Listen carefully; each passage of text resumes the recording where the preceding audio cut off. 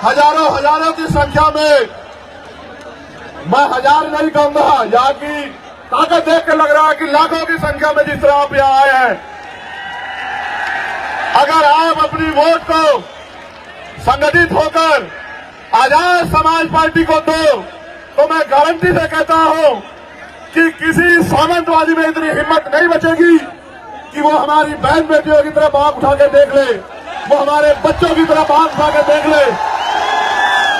उनको हम विधानसभा लोकसभा में जाने लायक नहीं छोड़ेंगे, ये बात याद रखना आप लोग। मेरे साथियों, अपनी वोट की ताकत से आजाद समाज पार्टी को ताकतवर बना दो। मैं आपको लिख के देता हूं कि भारत के लोकतंत्र में वो शक्ति है, आपकी सारी समस्याएं अगर 6 महीने में हल न करा दी तो मैं राजनीति से त्याग कर दूंगा। हम आजाद समाज पार्टी को अपने क्षेत्र से जिताकर भेजेंगे और मुझे विश्वास है कि ये जो रोशनी आज यहाँ जालौर से चली है, इसकी खबर कुछ ही घंटों में जयपुर में बैठे मुख्यमंत्री में भी जाएगी और उसके कुछ ही देर बाद दिल्ली में बैठे प्राइम मिनिस्टर में भी जाएगी। मैं आपका नेता नहीं हूं, मैं आपका भाई हूं, बेटा हूं, अपना हूं। मेरा आपसे चुनावी रिश्ता नहीं है। चुनाव 2 महीने में खत्म हो जाएगा। मैं वचन दे के कहता हूं, जब तक मेरे लहू में, मेरे शरीर में लहू का आखिरी कतरा रहेगा, चंद्रशेखर आपके लिए था, आपके लिए है और आपके लिए रहेगा। इस बात को याद रखना।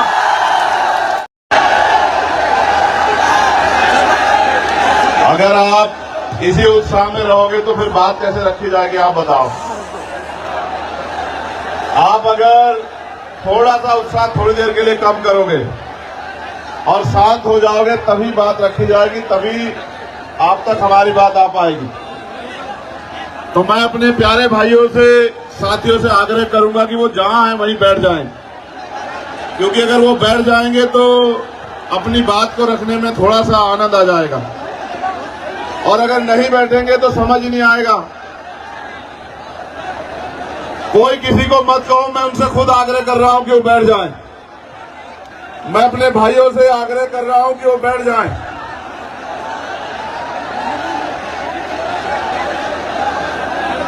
आपसे भी आग्रह कर रहा हूं बैठने का। इससे ये पता लग जाएगा कि हमारा कौन है और आम नॉर्मल कौन है। जो हमारी एक आवाज में बैठ जाएगा, उससे पता लग जाएगा कि वो हम में से एक है।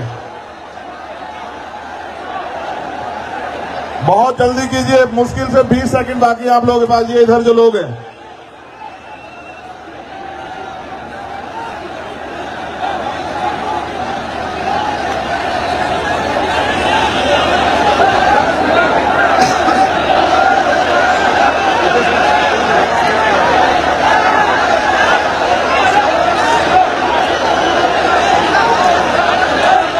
अब जो लोग पंडाल के अंदर हैं, उनसे मेरा आग्रह रहेगा कि वो अपने मोबाइल की टॉर्च चलाएं,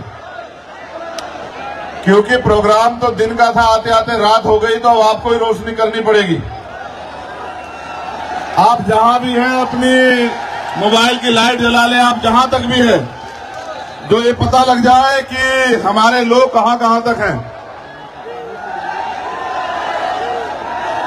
सभी लोग अपने मोबाइल की लाइट जलाएंगे, जिससे कि ये पता लग जाए कि आज जालौर की धरती में हमसे प्यार करने वाले लोग कहां कहां से आए और कहां कहां हैं।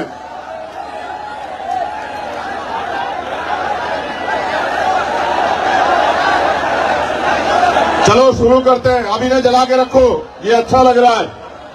ऐसा लग रहा है भारत चांद पे नहीं गया, चांद जालौर में आ गया। मैंने सभाएं बहुत की हैं पूरे देश में, कश्मीर से लेकर कन्याकुमारी बहुत सभाएं की हैं और कई कई लाख लोगों की सभाएं की हैं, लेकिन आज जो जालौर में प्यार आपने दिया है, ऐसा कहीं नहीं मिला। बहुत बहुत धन्यवाद जालौर।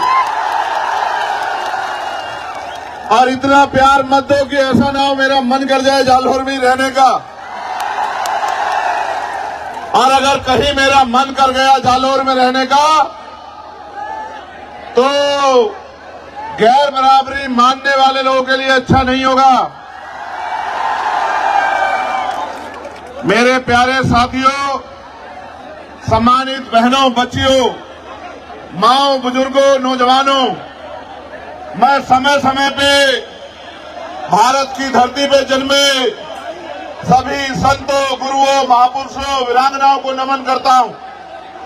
और आज संविधान बचाओ यात्रा जो महामानव तथागत बुद्ध की धरती से शुरू हुई और आज जालोर जो सामंतवाद का गढ़ है, यहां यात्रा पहुंच चुकी है। यहां उपस्थित जन समूह को मेरी तरफ से जय भीम, जय भीम, जय भीम। आपका प्यार, आपकी हिम्मत एक लड़ने की बहुत मजबूत ताकत देती है। और आप ये जानते हैं कि समय समय पे मैं जालोर, जोधपुर, उदयपुर, पाली आता रहता हूं, लेकिन इस बार जो आने का मुख्य कारण है वो आप लोगों को तैयार करने के लिए है कि आप लोग तैयारी कर लो। और जिस दिन आप मन बना लोगे, तैयारी कर लोगे, मैं जिम्मेदारी के साथ कहता हूं कि आपकी एक तैयारी आपके हर एक घर में चंद्रशेखर आजाद पैदा कर देगी। मेरी बात को याद रखना। भारत 15 अगस्त 1947 को आजाद हुआ, लेकिन इस देश के शोषितों को, वंचितों को, कमजोरों को, किसानों को, महिलाओं को अगर असल आजादी मिली तो वो मिली 26 जनवरी 1950 को, जब डॉक्टर बाबा साहब अम्बेडकर के द्वारा लिखा संविधान इस देश में लागू हुआ और भारत के हर एक नागरिक को समता, समानता, बंधुत्व, भाईचारे के साथ रहने का अवसर मिला। लेकिन एक बड़ी ताकत जो आपको मिली संविधान के जरिए, वो थी देश के हर एक बालिग व्यक्ति को वोट। देश आजाद हुआ, वोट की शक्ति से राजनीति में बराबरी आई, लेकिन क्योंकि देश में जाति के नाम पे, धर्म के नाम पे, सामाजिक स्तर पे, आर्थिक स्तर पे जो गैर बराबरी थी, उस समय की सरकारों ने उस गैर बराबरी को खत्म करने के लिए कोई अच्छा कदम नहीं उठाया। धीरे धीरे अमीर अमीर होता गया, गरीब गरीब होता गया और आज ऐसा समय आ गया है कि देश की 90% पूंजी 10% लोगों के हाथ में है और देश के 90% लोग 10% साधनों से अपने जीवन को जी रहे हैं। अभी अभी बिहार में जातिगत जनगणना के आंकड़े सार्वजनिक हुए। वो आंकड़े ये कहते हैं कि भारत में जो बिहार है, जिसकी अभी अभी जनगणना हुई, वहां 90% आबादी दलित, पिछड़े, आदिवासी और अल्पसंख्यक समुदाय की है। अगर राजस्थान में भी आप लोग जातिगत जनगणना करवा दो तो यहां भी आपको पता रहेगा कि यहां भी 90% आबादी दलित, आदिवासी, पिछड़े और अल्पसंख्यक समाज की होगी। अब सवाल यह है कि जिनकी आबादी 90% है, उनके हिस्से में क्या है। और इस सवाल को अगर धरातल पे देखो तो ये महसूस होगा कि न उनको उद्योग है, न उनके पास रोजगार है, न उनके पास पर्याप्त नौकरियां हैं, न उनके पास जमीन है और न ही उनके पास और किसी तरह का साधन है कि वो स्वाभिमान सम्मान का जीवन जी पाए। ये स्वाभिमान सम्मान का जीवन मांगने से नहीं मिलता है। अगर स्वाभिमान सम्मान का जीवन चाहिए इसकी कीमत चुकानी पड़ती है। मर तो राजस्थान में हम लोग लंबे समय से रहे हैं। आपको इंदुर मेघवाल याद होगा, आपको जितेंद्र मेघवाल याद होगा, आपको कार्तिक भील याद होगा, आपको ओम प्रकाश रेगर याद होगा, आपको नासिर जुनैद याद होंगे, आपको असगर याद होगा। इतने जुल्म, इतना अन्याय और न्याय मांगने पर लाठियां, झूठे मुकदमे, डर और तमाम तरह से जिस तरह भी से भी पीड़ित को डराया जाए, धमकाया जाए, पंचायत करा के, हल्ला मचा के, मैं लंबे समय से राजस्थान में देख रहा हूं। लेकिन मेरे साथियों, इसके लिए जिम्मेदार वो लोग नहीं है, इसके लिए जिम्मेदार है हम लोग, क्योंकि 90% आबादी होने के बावजूद भी और लोकतंत्र के आने के बावजूद भी राजस्थान में हमारी राजनीतिक हैसियत नहीं है। अगर राजस्थान में हम लोग अपनी राजनीतिक हैसियत बना लें तो ना तो हमें अच्छी पढ़ाई के लिए किसी के आगे हाथ फैलाना पड़ेगा, ना रोजगार के लिए किसी के आगे हाथ फैलाना पड़ेगा, ना अपने बच्चों के लिए बड़े बड़े हॉस्टल बनाने के लिए हाथ फैलाना पड़ेगा, ना हॉस्टल में सुविधा देने के लिए हाथ फैलाना पड़ेगा, ना बहन बेटियों की शादी करने के लिए अपनी जमीन गिरवी रखनी पड़ेगी या उधार लेना पड़ेगा, ना ही बीमार होने पे इलाज के लिए हमें किसी की तरफ बेबस लाचार निगाहों से देखना पड़ेगा। अगर हम अपनी वोट को जिम्मेदारी से ये तय करके कि अब आप गुलामी नहीं सहना चाहते, अब सामंतवाद की जड़ें काट के समता, समानता, बंधुत्व, भाईचारे पर स्थापित राज आप लोग लाना चाहते हो, तो मैं पूरी जिम्मेदारी से बात कहता हूं कि इस धरती पे जो आने वाला समय है वो सुनहरा होगा, सुनहरा मेरा वादा है आप लोगों से। इसलिए मैं आपसे अपील करने के लिए आया हूं, अगर आप चाहते हो कि फिर किसी जितेंद्र के साथ, इंद्र के साथ, कार्तिक भील के साथ, ओम प्रकाश रेगर के साथ अन्याय ना हो, तो आप अपने पैरों पे खड़े होने के लिए तैयार हो जाओ।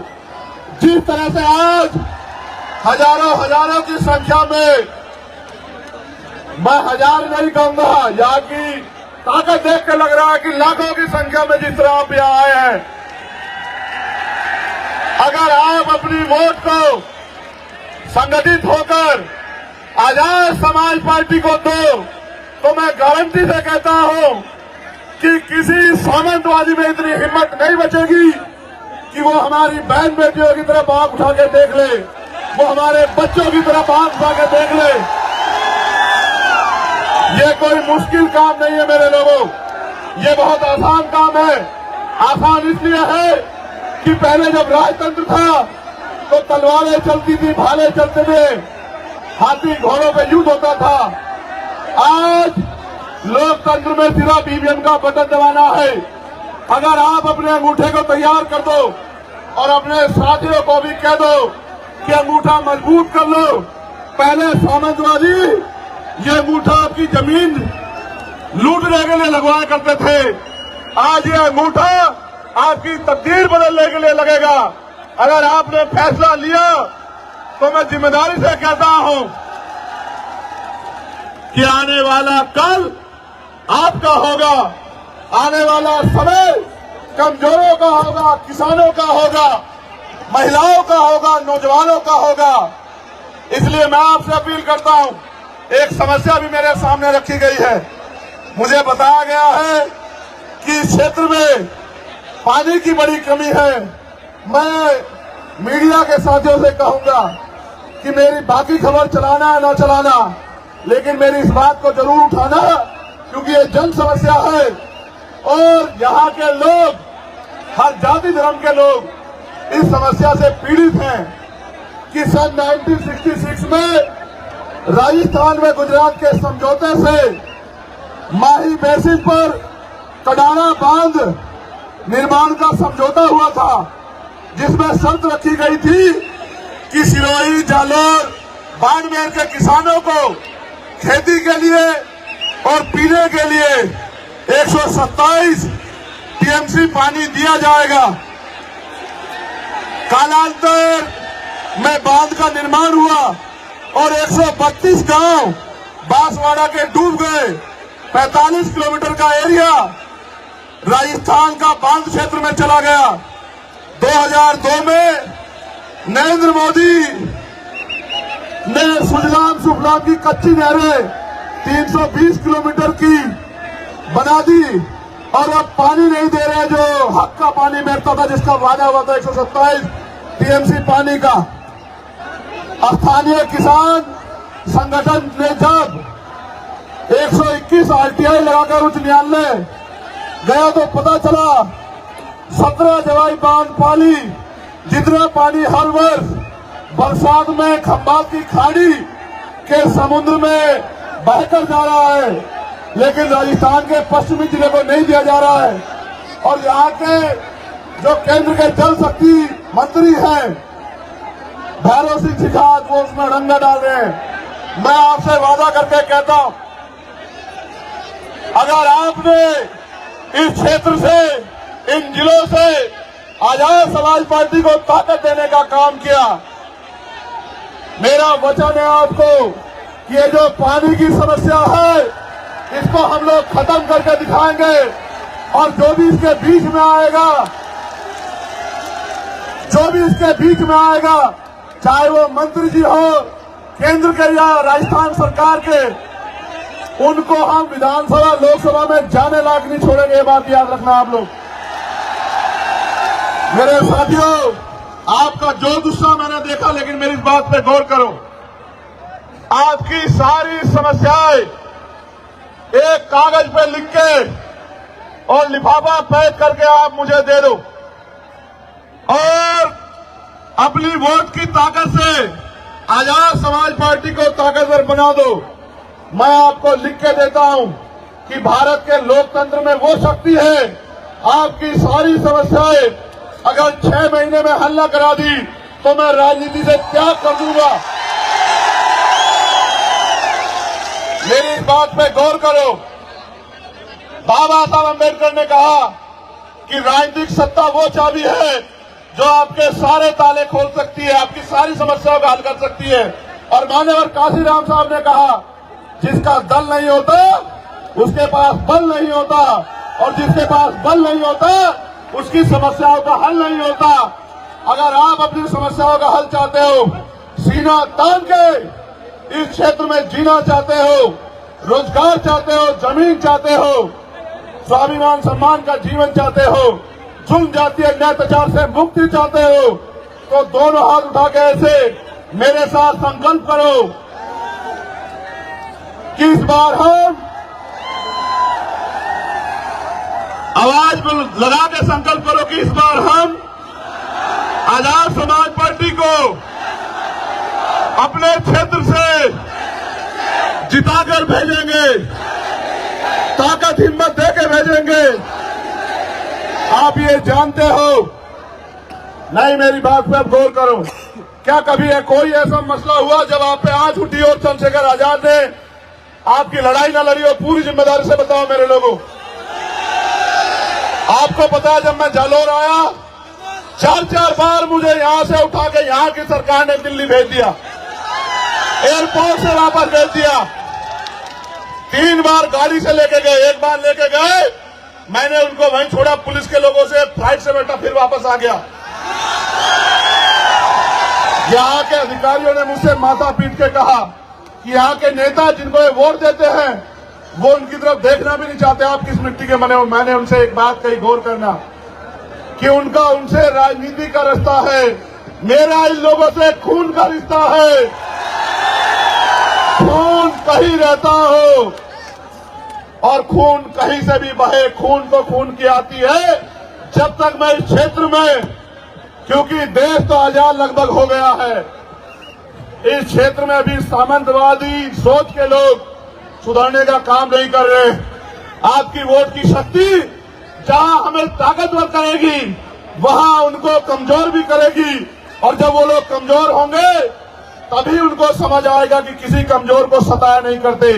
पुनः मैं एक बार आपसे कहूंगा, अपने मोबाइल निकालें, जहां तक भी आप हैं अपने मोबाइल निकाल के मुझे एहसास कराएं कि आप मुझे कहां तक सुन रहे हैं।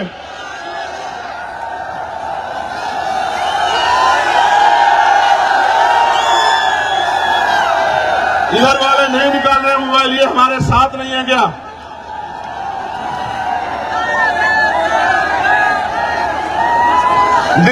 ये बीच में कुछ ऐसा लग रहा है कि बीच में लाइट है नहीं, ऐसा क्या है? मैं आज के कार्यक्रम के लिए, सबसे मजबूत कार्यक्रम के लिए जालौर की भीम आर्मी, आजाद समाज पार्टी की पूरी टीम को, एक एक कार्यकर्ताओं को बधाई देता हूं। और मुझे विश्वास है कि ये जो रोशनी आज यहाँ जालौर से चली है, इसकी खबर कुछ ही घंटों में जयपुर में बैठे मुख्यमंत्री में भी जाएगी और उसके कुछ ही देर बाद दिल्ली में बैठे प्राइम मिनिस्टर में भी जाएगी। मैं ये वादा नहीं करना चाहता था, लेकिन कह रहा हूं, एक लाइट वहां जल रही है, देखो ऊंचाई पे, वो देखो वहां।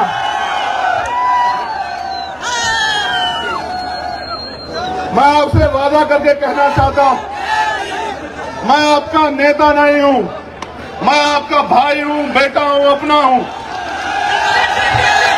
मेरा आपसे चुनावी रिश्ता नहीं है। चुनाव 2 महीने में खत्म हो जाएगा। मैं वचन देकर कहता हूं, जब तक मेरे लहू में, मेरे शरीर में लहू का आखिरी कतरा रहेगा, चंद्रशेखर आपके लिए था, आपके लिए है और आपके लिए रहेगा। इस बात को याद रखना। अभी तो मेरे हाथों में कलम की ताकत नहीं है मेरे लोगों। जिस दिन कलम की ताकत मेरे हाथ में होगी, उस दिन देखना आपकी तरफ उठने वाली हर एक को, हर आंख को आपके सम्मान में झुकना पड़ेगा। मेरा वादा है आप लोगों से। अगर आपने विधानसभा चुनाव में मेरी हिम्मत बढ़ाई, तो लोकसभा चुनाव में मैं आपके बीच रहूंगा। मेरा आपसे वादा है, इस बात को आप याद रखना। पूरी हिम्मत ताकत से रहूंगा। पुनः आप सबको बहुत बहुत बधाई। ऐ मेरे गरीबों, कमजोरों, शोषितों, पीड़ितों, एक नया सवेरा आने वाला है। उठो, जागो और अपने भविष्य का फैसला वोट की शक्ति से अपने आप करो। आने वाला कल ऐसी रोशनी आपकी जिंदगी में लेके आएगा, जैसी रोशनी आज आपने मेरे सम्मान में की है। बहुत बहुत